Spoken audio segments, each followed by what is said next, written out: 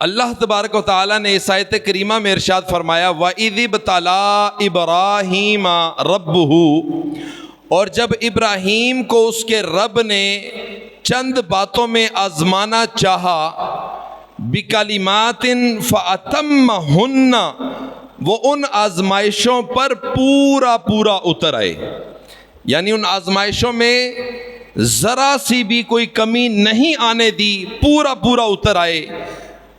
تو معلوم ہوا کہ اللہ تعالیٰ اپنے بندوں سے آزمائشیں لیتا ہے، وہ آزمائشیں لے کر اپنے بندوں کو آزماتا ہے، اور جو صبر کر جائے پھر اللہ تعالیٰ بلند مقام بھی عطا فرماتا ہے۔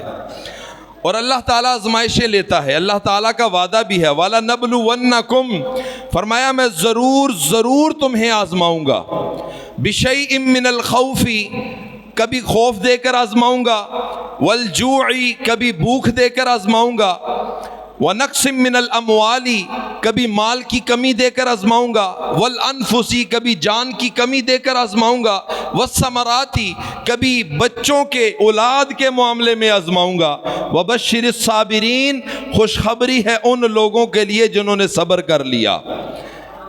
ان آزمائشوں پر جس نے صبر کر لیا، تو میرے بھائی یہ آزمائشیں ہیں، اللہ نے لینی ہیں، یہ آزمائشیں آئیں گی، اللہ کے برگزیدہ بندوں پر بھی آزمائشیں آئیں۔ ابراہیم علیہ السلام جو ہمارے نبی کریم صلی اللہ علیہ وسلم کے جد امجد ہیں، دادا ہیں، اللہ اکبر، کئی نبیوں کے باپ ہیں، ان پر بھی آزمائشیں آئیں، یہ ساری آزمائشیں ان پر بھی آئیں۔ خوف کی آزمائش بھی آئی، وہ اس صورت میں کہ نمرود بڑا ظالم اور سرکش قسم کا بادشاہ تھا، اور وہ ان بادشاہوں میں سے تھا جنہوں نے خدائی دعویٰ کیا۔ تاریخ میں 4 بادشاہ ایسے ملتے ہیں، لیکن قرآن پاک کی روشنی میں 2 بادشاہ ملتے ہیں، ایک نمرود سب سے پہلا، دوسرا فرعون، جس نے خدائی دعویٰ کیا، رب ہونے کا دعویٰ کیا۔ یہ نمرود جو تھا یہ بھی بڑا ظالم قسم کا بادشاہ تھا۔ اس نے ایک دن خواب کیا دیکھا کہ مشرق کی جانب سے ایک آگ نکلتی ہے، آ کر اس کے محل کو اور اس کی سلطنت کو جلا دیتی ہے۔ بڑا پریشان ہوا، اپنے کاہنوں کو، نجومیوں کو بلا لیا کہ مجھے اس کی تعبیر بتائیں۔ اب نجومی اس کو تعبیر بتا رہے ہیں کہ بادشاہ سلامت جان کی پناہ، اس کی تعبیر یہ ہے کہ ایک بچہ ان قریب ایسا پیدا ہوگا جو آپ کی سلطنت کو تباہ کر کے رکھ دے گا۔ اب یہ نمرود کو بڑا ایک خوف سا لاحق ہو گیا۔ اب نمرود نے حکم جاری کر دیا کہ جو بھی بچہ پیدا ہو اس کو قتل کر دو۔ بچے قتل کروانا شروع کر دیے، یہاں تک کہ روایات میں آتا ہے 70,000 بچوں کو قتل کروا دیا، 70,000 بچوں کو۔ اب نجومیوں نے بتایا کہ بادشاہ سلامت، جس بچے نے پیدا ہونا تھا وہ باپ کی صلب سے ماں کے پیٹ میں آ چکا ہے۔ اب قانون ایک اس نے اور نافذ کر دیا، ہر 6 عورتوں کے اوپر ایک پہرہ دار عورت مقرر کر دی کہ جس کو بھی پریگننسی کی حالت میں دیکھو اس کو قتل کر دو، اس کا بچہ ضائع کر دو۔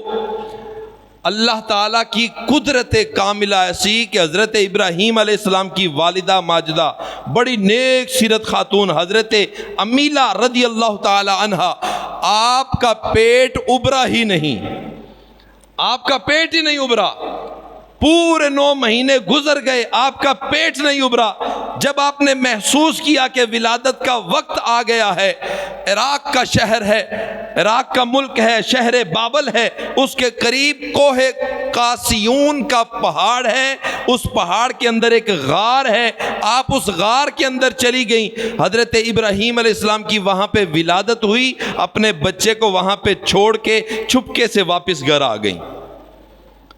اب دودھ پلانے جاتی ہیں تو بچہ پہلے سے قدرے بڑا ہو چکا ہوتا ہے، جتنا ایک بچہ 1 مہینے میں بڑا ہوتا ہے، حضرت ابراہیم علیہ السلام اللہ کی قدرت کاملہ سے 1 دن میں اتنے بڑے ہوا کرتے تھے، 1 دن میں۔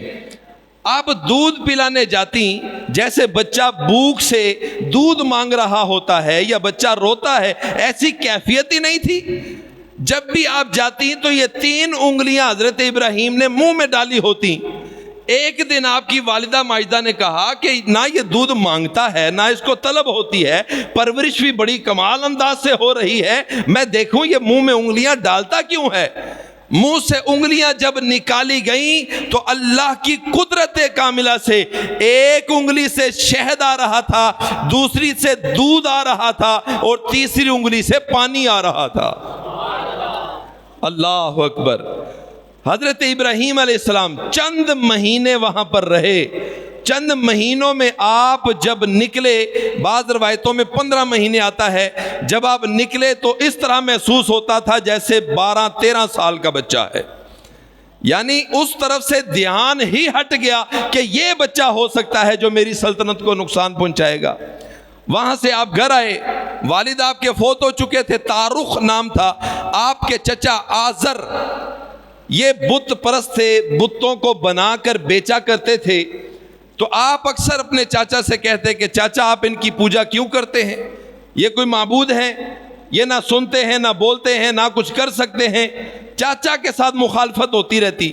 ایک دن چاچا نے کہا کہ میں بت بیچنے نہیں جا رہا، بت بیچنے آج تم جاؤ گے۔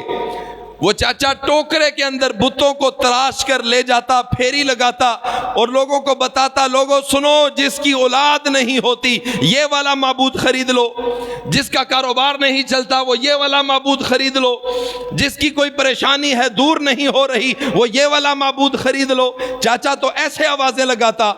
جب ابراہیم علیہ السلام کو بھیجا، آگے جا کر ابراہیم علیہ السلام نے کیا کیا، ایک کو رسی یہ پھندے کی صورت میں ڈالی، ایک کو پاؤں میں رسی ڈال لی، ایک کو ہاتھ میں ڈال لی، رسیوں کے ساتھ باندھ کر ایسے گھسیٹتے ہوئے لے جا رہے ہیں اور لوگوں سے کہہ رہے ہیں، لوگوں یہ معبود خریدو گے جو نہ خود کو بچا سکتے ہیں؟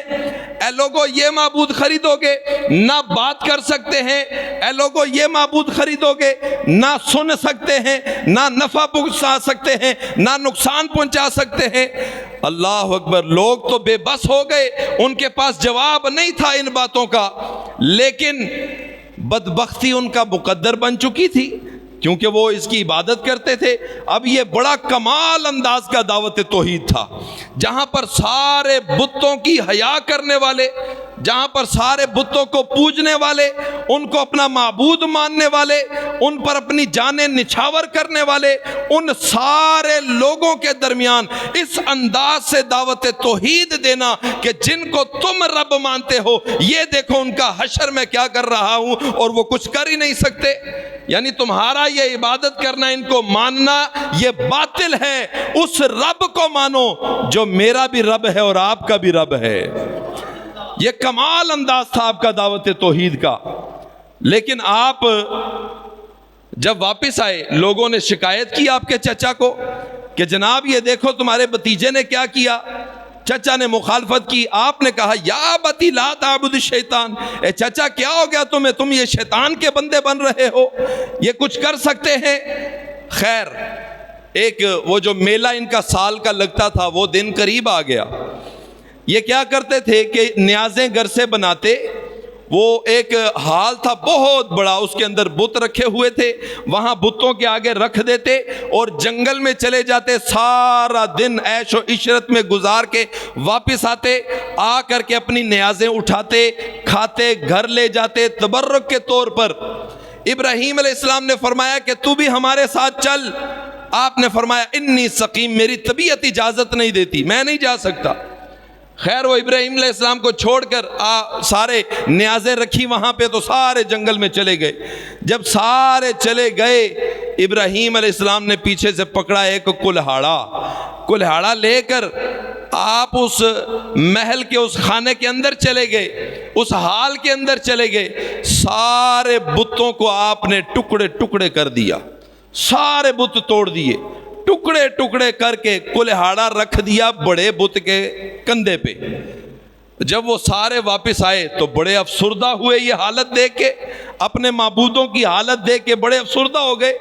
سب نے اکٹھا کر لیا، بلا لیا کہ یہ تم نے کام کیا ہے، چونکہ آپ نے آوازیں جو ان کو گھسیٹتے ہوئے ایسے لگائیں، مخالفت کی، یہ تم نے کیا ہے۔ آپ نے فرمایا کہ وہ دیکھو کلہاڑا کس کے کندھے پہ ہے، اس سے پوچھو ذرا یہ کس نے کیا ہے. یہ بھی آپ کا ایک انداز تھا تاکہ ان کو شرم محسوس ہو کہ یہ تو بول نہیں سکتا. انہوں نے خود کہا کہ یہ تو بول نہیں سکتا, یہ بتا نہیں سکتا. فرمایا یہی تو میں تمہیں سمجھانا چاہتا ہوں, جو بول نہیں سکتا, حرکت نہیں کر سکتا, سن نہیں سکتا, تم اس کی عبادت کرتے ہو. لہٰذا وہ سارے, چونکہ بدبختی ان کا مقدر تھی, ان سب نے کیا کیا, نمرود کو شکایت کر دی. نمرود بڑا ظالم قسم کا بادشاہ تھا. اس نے سوچا کہ ہو سکتا ہے کہ یہی ہو جو میں نے خواب دیکھی تھی کہ وہ آگ آئی اس نے جلا دیا, تو کیوں نہ اس کو آگ میں جلا دیا جائے. بڑا ایک جناب ایریا تیار کیا گیا جو گزوں کے حساب سے تھا, سینکڑوں گزوں کے حساب سے. 40 دن پورے اس علاقے کے لوگوں نے لکڑیاں اکٹھی کی, وہاں پر لکڑیاں اکٹھی کر کے اس کو آگ لگا دی گئی. اس کے شعلے آسمانوں سے باتیں کرنے لگے, یہاں تک کہ روایات میں آتا ہے کہ اگر اس کے اوپر سے کوئی پرندہ اڑ کے گزر جاتا وہ بھی جل کر مر جاتا. اتنی بڑی پیمانے پر کئی میل دور تک اس کی شدت جو تھی آگ کی وہ محسوس کی جاتی, اس کے قریب کوئی نہ جاتا. اب معاملہ تھا کہ ان کو پھینکا کیسے جائے آگ میں. تو شیطان نے آ کر مشورہ دیا کہ منجنیق تیار کی جائے. یہ دنیا میں سب سے پہلی منجنیق تھی جو تیار کی گئی. ابراہیم علیہ السلام کو رسیوں کے ساتھ باندھا گیا, منجنیق کے ذریعے آپ کو اس آگ کے اندر پھینکا گیا.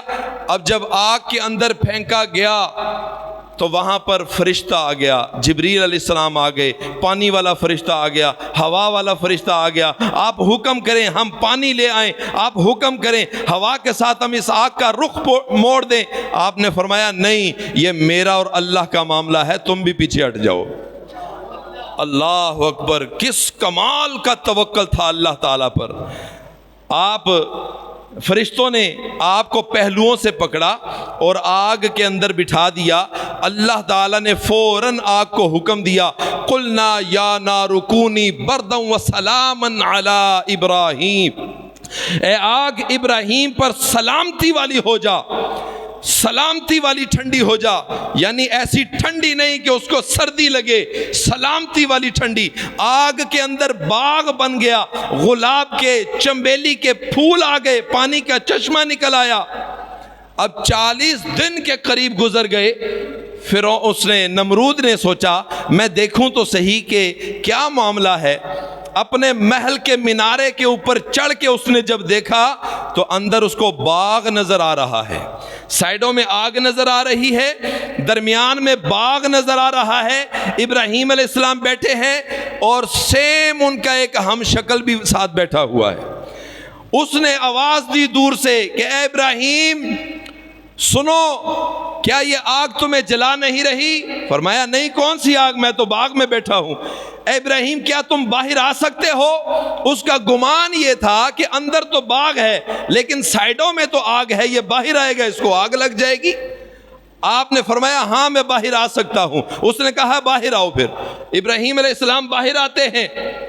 نمرود نے جب آپ کو باغ میں دیکھا نا تو اس نے اپنے ساتھیوں سے, جو قریبی ساتھی تھے, ان سے کہا کہ ابراہیم کا رب تو بڑا طاقتور ہے بھائی, ابراہیم کا رب تو بڑا طاقتور ہے. اب اس نے جاننا چاہا کہ وہ رب کون ہے. ابراہیم علیہ السلام کو باہر آنے کی دعوت دی. ابراہیم علیہ السلام باہر تشریف لے آئے. کہنے لگا کہ یہ بتاؤ تمہارا رب کون ہے؟ الم تر الی الذی حاج ابراہیم فی ربہ ان آتاہ اللہ الملک اذ قال ابراہیم ربی الذی یحیی و یمیت. ابراہیم علیہ السلام نے فرمایا وہ جو موت اور حیات کو پیدا کرتا ہے, زندہ اور مردہ کرتا ہے, وہ میرا رب ہے. اللہ اکبر. وہ کہنے لگا انا احیی و امیت, میں بھی مردہ اور زندہ کرتا ہوں. حالانکہ اس کے پاس جواب نہیں تھا اس کا, چونکہ لوگ اس کو خدا مانتے تھے, لوگ وہاں پر کثیر تعداد میں موجود تھے. ان لوگوں کا منہ بند کرنے کے لیے اس نے کہا کہ میں بھی مردہ اور زندہ کرتا ہوں. کیسے؟ 2 قیدی منگوائے اور منگوا کر کہنے لگا کہ تیرے لیے کیا حکم ہے؟ اس نے کہا میرے لیے آزادی کا حکم ہے. اس کا سر قلم کر دیا. دوسرے سے پوچھا تیرے لیے کیا حکم ہے؟ اس نے کہا کہ میرے لیے سزائے موت کا حکم ہے. کہتا جا تجھے آزاد کر دیا. حالانکہ یہ دلیل اس کی بالکل احمقانہ دلیل تھی. یہ کوئی دلیل نہیں تھی. اب جس کو مار دیا اس کو زندہ نہیں کر سکتا, یہ اس کی کوئی دلیل نہیں تھی. لیکن ابراہیم علیہ السلام نے مناظرانہ گرفت اس پر یہ فرمایا قال ابراہیم فَإِنَّ اللَّهَ يَأْتِي بِالشَّمْسِ مِنَ الْمَشْرِقِ فَأْتِ بِهَا مِنَ الْمَغْرِبِ. فرمایا میرا رب تو وہ ہے جو مشرق سے سورج نکالتا ہے, مغرب میں غروب کرتا ہے, اگر تو رب ہے تو مغرب سے نکال کے دکھا.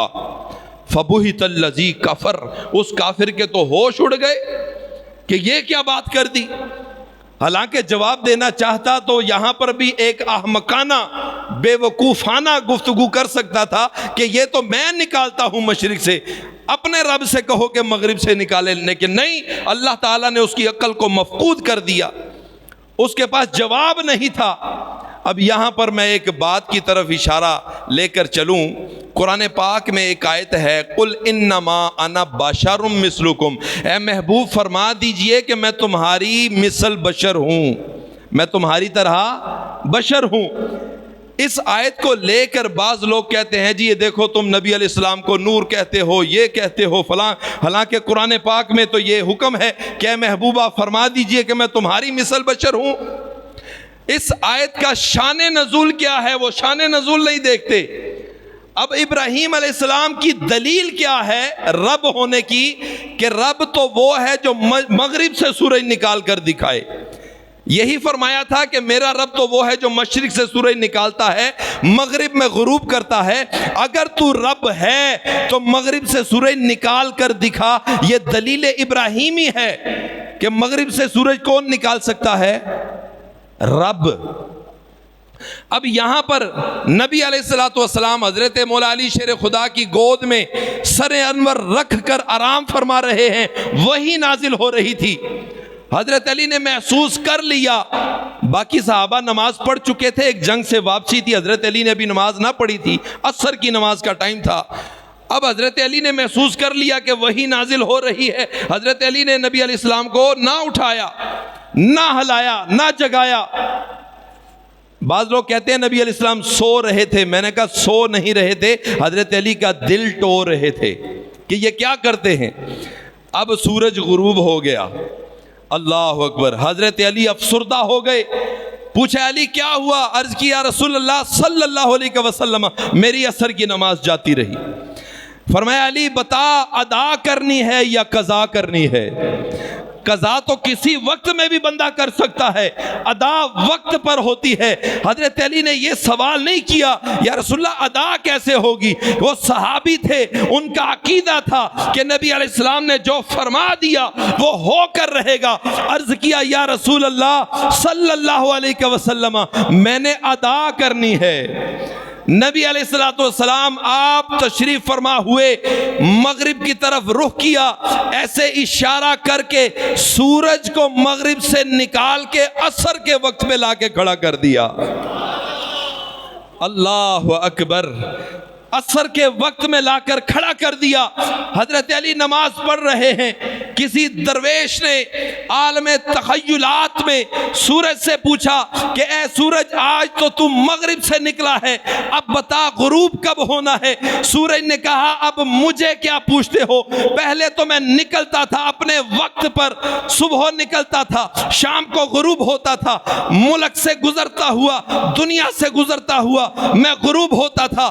آج میں کسی ملک کے لیے نہیں آیا, آج میں کسی شہر کے لیے نہیں آیا, آج میں کسی بستی کے لیے نہیں آیا, آج میں کسی گلی کے لیے نہیں آیا, آج تو میں علی کے لیے آیا ہوں. علی سے پوچھو نماز کب ادا کرنی ہے. اللہ اکبر. حضرت مولا علی شیر خدا آپ نے نماز ادا فرمائی. مجھے بتائیں ادھر ابراہیم علیہ السلام کا نمرود کے ساتھ جو مناظرہ ہو رہا ہے, تیسرا سپارہ دوسرا رکوع ہے. دلیل ابراہیمی کیا ہے کہ رب تو وہ ہے جو مغرب سے سورج نکالے. یہاں پر نبی علیہ السلام کی مبارک انگلیوں سے سورج مغرب سے نکل آیا. یہاں پر اللہ تعالیٰ نے یہ آیت نازل فرمائی کہ اے محبوب لوگوں کے ذہنوں میں وہ دلیل ابراہیم ابراہیمی ہے وہ خدا نہ کہہ بیٹھے، آپ عاجزی فرما دیجئے، قل انما انا بشر مثلکم، میں تمہاری مثل بشر ہوں، یہ عاجزی فرما دیجئے تاکہ لوگ آپ کو خدا نہ سمجھیں۔ اور آپ کے اشارے سے سورج اس لیے نکالا کہ لوگ آپ کو اپنے جیسا بھی نہ سمجھیں۔ وہ ابراہیم علیہ السلام کا مناظرہ، وہاں پر نمرود بے بس ہو گیا، فبہت الذی کفر، اس کے ہوش اڑ گئے۔ اب کیا ہوا؟ اس نے جلا وطن کر دیا، مجبور کر دیا، تنگ کر دیا۔ آپ ہجرت پر مجبور ہو گئے، ہجرت کرنے پر وہاں سے ایک اور آزمائش آ گئی۔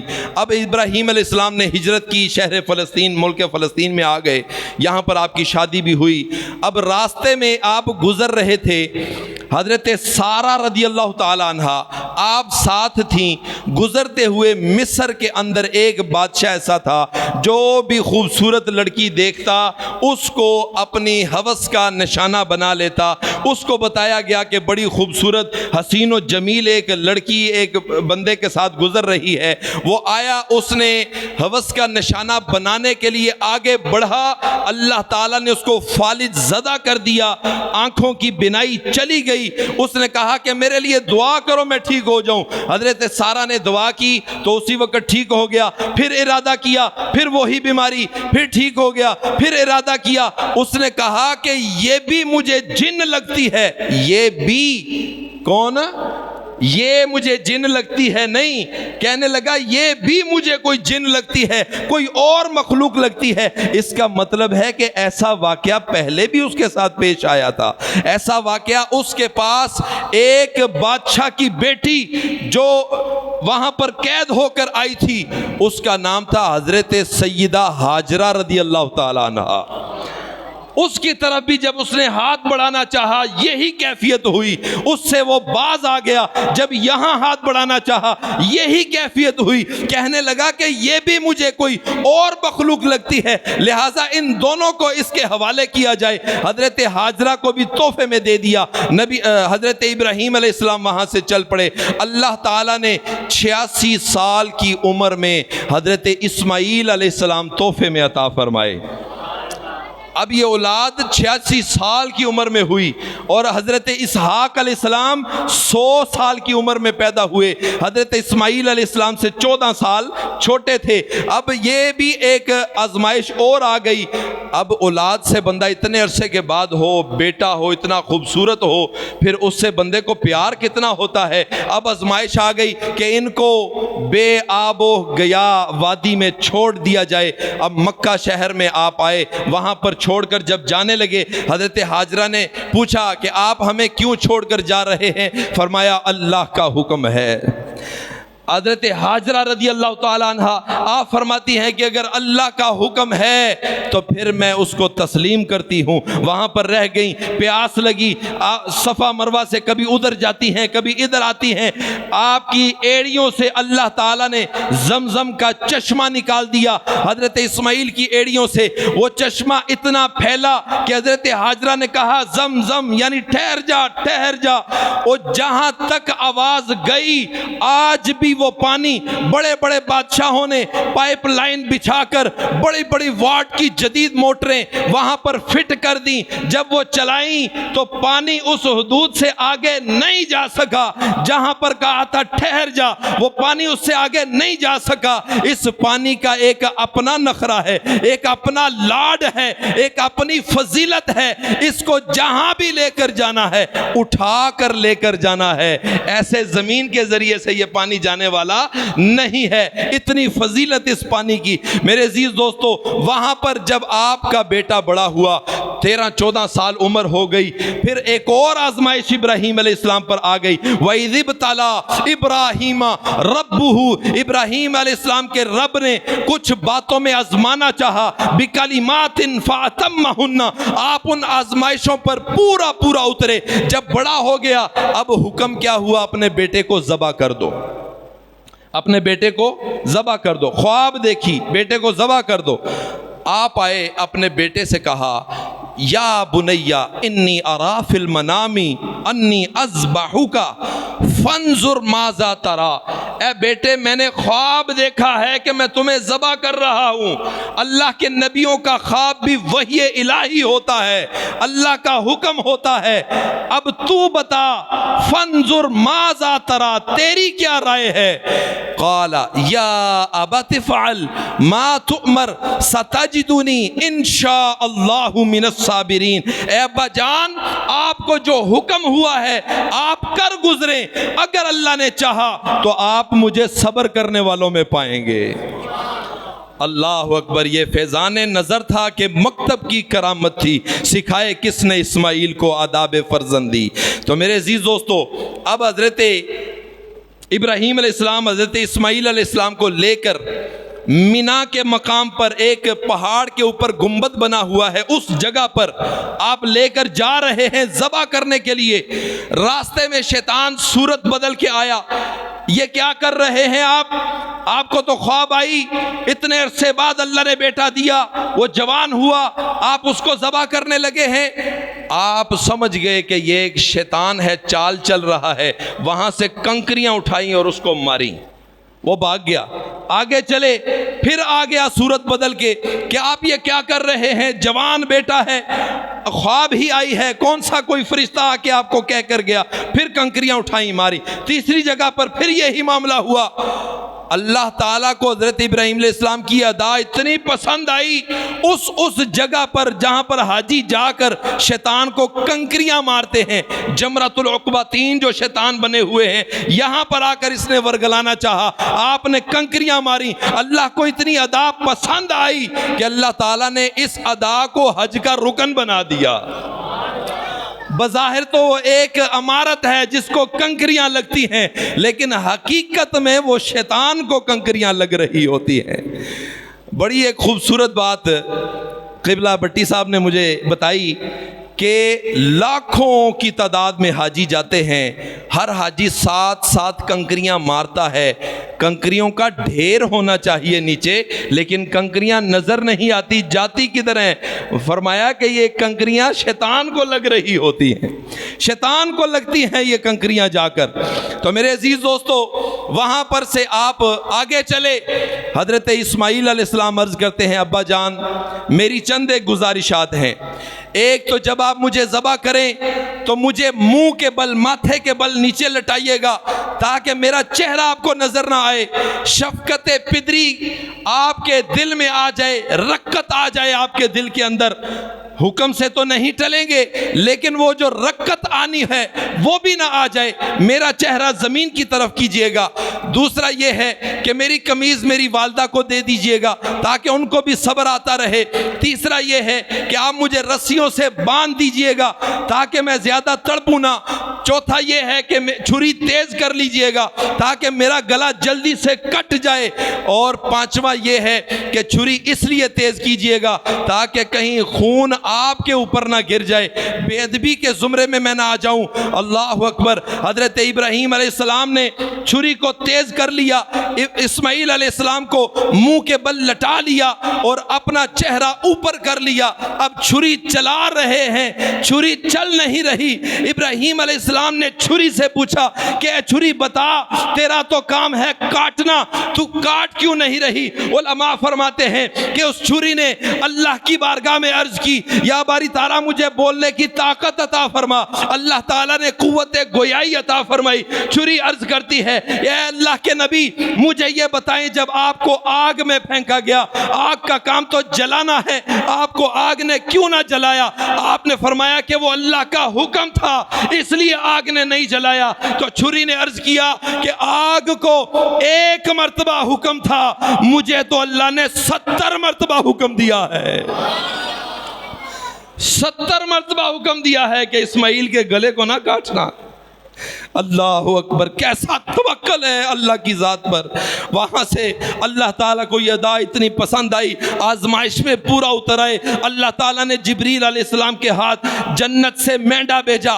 جبریل علیہ السلام آتے ہوئے اللہ اکبر پڑھتے آ رہے ہیں۔ جب وہ صدا سنی، کلمات سنے، ابراہیم علیہ السلام نے دیکھا تو ابراہیم علیہ السلام نے کلمات ادا کیے، لا الہ الا اللہ واللہ اکبر۔ اور جب مینڈا آگے آ گیا، اسماعیل علیہ السلام نے فدیے کے طور پر اس مینڈے کو آتا ہوا جب دیکھ لیا، اسماعیل علیہ السلام نے جو کلمات ادا کیے، اللہ اکبر وللہ الحمد، اللہ تعالیٰ کو ان برگزیدہ ہستیوں کے یہ کلمات اتنے پسند آئے کہ ایام تشریق میں ہر جماعت کے بعد اللہ تعالیٰ نے ایک مرتبہ یہ کلمات کو بلند آواز سے کہنا واجب قرار دے دیا۔ تو میرے عزیز دوستو، یہ بہت بڑی آزمائشیں، ابراہیم علیہ السلام ہر آزمائش پر پورا اترے۔ اللہ تبارک و تعالیٰ کی ذات پر کتنا توکل اور کتنا یقین تھا۔ خدا کی قسم، آج بھی رب وہی ہے جو ابراہیم علیہ السلام کا رب تھا، آج بھی رب وہی ہے، لیکن آج ہمارے توکل کمزور ہو چکے، آج ہمارا یقین کامل نہیں رہا۔ اللہ تبارک و تعالیٰ نے فرمایا فَإِذَا عَزَمْتَ فَتَوَكَّلْ عَلَى اللَّهِ، جب کسی اچھے کام کا ارادہ کرو تو مجھ پر بھروسہ کرو۔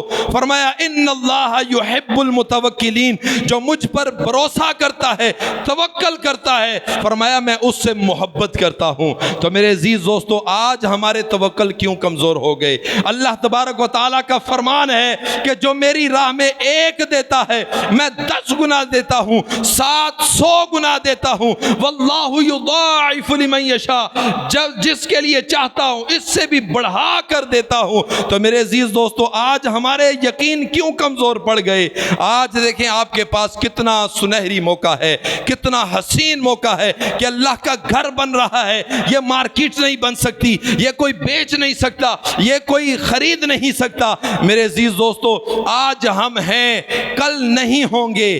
ہاں اساں ٹر ویساں اے بن ویسی، اساں ٹر ویساں اے بن ویسی، لیکن جس کے نصیب میں یہ لکھا ہے اللہ تعالیٰ نے اس کو توفیق دے دینی ہے، اس کا جگرہ بڑا ہو جانا ہے۔